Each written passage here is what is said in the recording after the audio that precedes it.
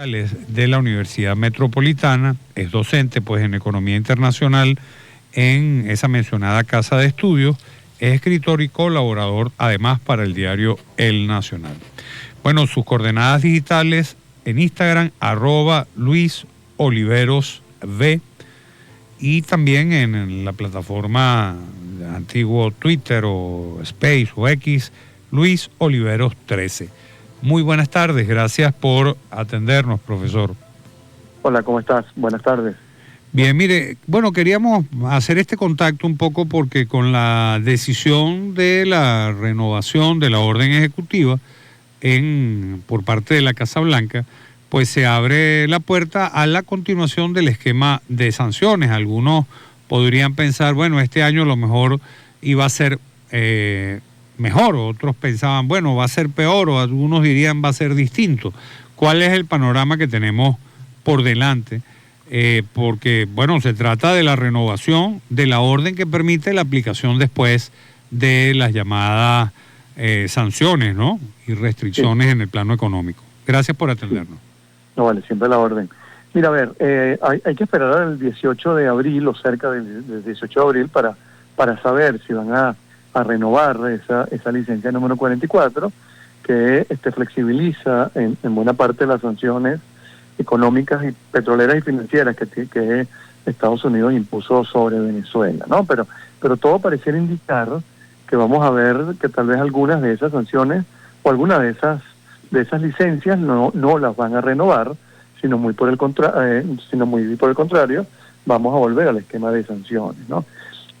Ojalá que, por ejemplo, las petroleras las renueven, entre otras cosas porque el país necesita de las divisas petroleras por obvias razones. Primero, porque necesita divisas para mantener la tasa de cambio medianamente controlada, medianamente estable. Eso ayuda a la lucha contra la inflación, pero también, bueno, mira, una mayor producción petrolera, más ingresos en divisas, genera crecimiento económico y genera mayor actividad económica. El tema es que como el miedo de que esas licencias no se renueven ha generado un cambio en el tema de perspectivas económicas en Venezuela. Tú bien decías ahorita que, bueno, muchas personas pensaban que el año iba a ser mejor. Mira, tú te parabas en enero y, bueno, se pensaba en un crecimiento hasta de 2 dígitos del PIB de Venezuela para este año. Tenías varias variables allí. El tema de flexibilización de sanciones, año electoral y siempre hay un incremento en el gasto público, el cual ayuda. Bueno, la flexibilización hace que muchas empresas pensaban o estaban pensando en aumentar sus presupuestos de inversión y un conjunto de cosas, ¿no? Pero la probabilidad de que eso no ocurra ha hecho que, bueno, las perspectivas cambien. Entonces ya hay por lo menos ajustes en lo que es el crecimiento económico. Hay gente que está esperando 4%, hay gente que está esperando 3%, hay gente que te dice, bueno, mira, vamos a tener un primer semestre bastante convulsionado con el tema político, entonces yo prefiero esperar a ver qué pasa en el tema político para invertir o para hacer nuevos proyectos, nuevos planes, y eso indudablemente está generando que las perspectivas económicas sobre Venezuela cambien y no cambien para bien, cambien un poco para mal.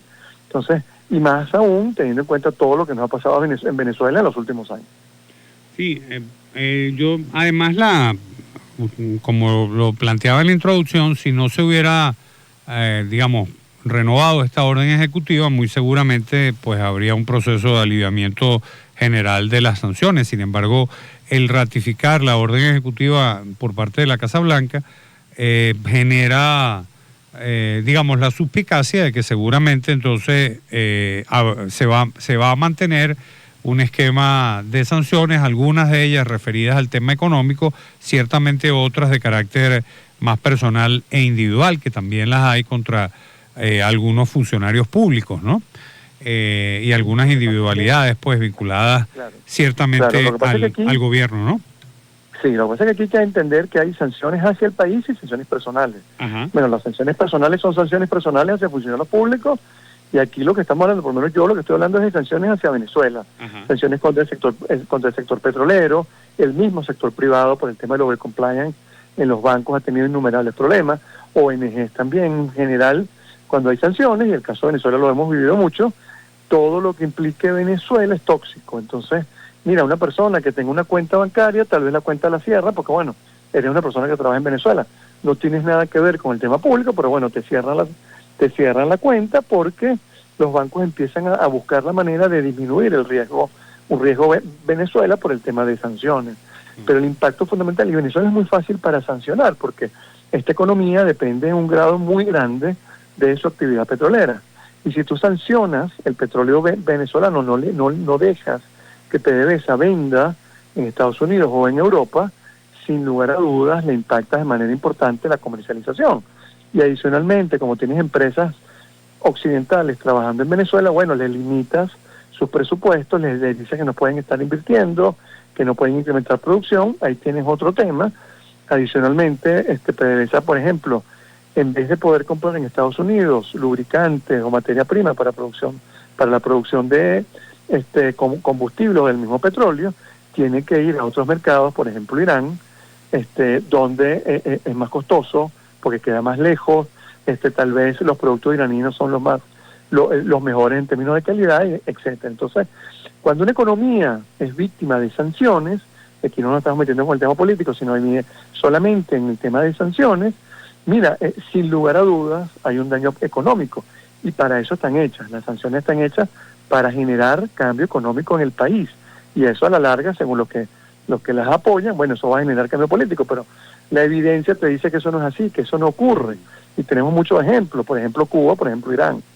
Entonces, hay una probabilidad de que las sanciones vuelvan. Si el 18 de abril sabremos, o antes, unos días antes, sabremos si la OFAC, Estados Unidos, va a mantener la flexibilización de sanciones o vamos a un esquema del que teníamos antes de más sanciones. Yo creo que vamos a ir a un mix. Yo creo que van a seguir algunos sectores flexibilizados, pero sin lugar a dudas, el regreso de otras sanciones es una terrible noticia para esta economía y para la gente, porque, oye, hemos pasado por tantas cosas, el PIB se ha reducido tanto, la inflación es tan alta que ciertamente tenemos demasiados problemas como para volver otra vez al tema de sanciones. Sí, usted decía, yo no quiero hablar del tema político, yo no se lo voy a preguntar en esos términos, pero cada vez que tenemos un invitado en el espacio que está, digamos, vinculado al gobierno, bien parlamentario o bien en alguna actividad ejecutiva, bueno, el discurso es bastante similar en el sentido de decir que, bueno, que las dificultades del país tienen que ver con el esquema de sanciones, de prácticamente 900 medidas definidas como coercitivas y unilaterales en contra de distintos aspectos relacionados sobre todo con la economía, obviamente, ¿no? Entonces, bueno, pero siempre aprovecho también para preguntarle, pero es que mire, ¿cuándo empezaron las sanciones? ¿Cuándo empezó el deterioro del país? Yo me acuerdo, por allá como en el 2010 había eso que empezaron a llamar a los profetas del desastre, gente que mostraba su preocupación, sí, ¿verdad? Yo me acuerdo de eso, pues tengo mis años. Justamente de un esquema con con excesivo subsidio del dólar por un lado y alimentando buena parte de las importaciones del país, además con aranceles cero en muchos casos de esas importaciones, bueno, y eso fue generando un deterioro y un empequeñecimiento pues de la actividad económica del país, del sector industrial, que todos sabemos que pasó. Sí, mira, a ver, no podemos culpar a las sanciones en los problemas económicos del país. Esta es una economía que venía cayendo antes de las sanciones. Esta es una economía que vio que su producción petrolera se desplomó en casi un 50%. Si la comparamos con el año 98, antes de las sanciones ya había caído casi un 50% la producción petrolera. Sí. Estamos con una inflación alta, estamos a las puertas de un proceso hiperinflacionario y las sanciones todavía no habían llegado. Mire, yo ponía un ejemplo la otra vez, por ejemplo, con el tema de que eso empezó cuando Chávez, lo de las expropiaciones, ¿no? Cada vez que tú dictabas una medida de expropiación o anunciabas alguna medida de ese tipo, bueno, los demás agentes económicos que estaban en el mismo sector y otros que no estaban en esos sectores, bueno, ponían sus barbas en remojo. Para empezar. Claro, obvio, ¿no? Ajá. Obvio. Entonces, la gente piensa, no, es que se metieron con fulanito y con perencejo. No, en la práctica, lo que ha pasado es que los demás que tienen determinadas actividades que también fueron objeto de medidas similares, y dice, bueno, para que esto no me pase a mí, yo voy a tomar tal y cual previsión, y es parte del empequeñecimiento también de nuestra actividad económica a lo largo de los años. No, sin duda. El tema es que hay que estar claro, o sea, el problema económico en Venezuela no empieza con las sanciones. Se agrava con las sanciones, bueno, es obvio, sí, ¿no? Las claro. sanciones están para eso. Sí. Pero no se puede esconder el sol con un dedo. Pero sin lugar a dudas nos podemos culpar de que el origen de los problemas económicos en Venezuela, el origen son las malas políticas macroeconómicas que se hicieron en el pasado y que generaron las consecuencias obvias que hemos padecido en estos años. Ahora, las sanciones empeoraron la situación, sin lugar a dudas. Sí, estamos conversando con el profesor Luis Oliveros, decano pues de la Facultad de Ciencias Económicas y Sociales de la Universidad Metropolitana. Sus coordenadas digitales, Luis Oliveros 13 en Space o antiguamente Twitter, y en Instagram Luis Oliveros V.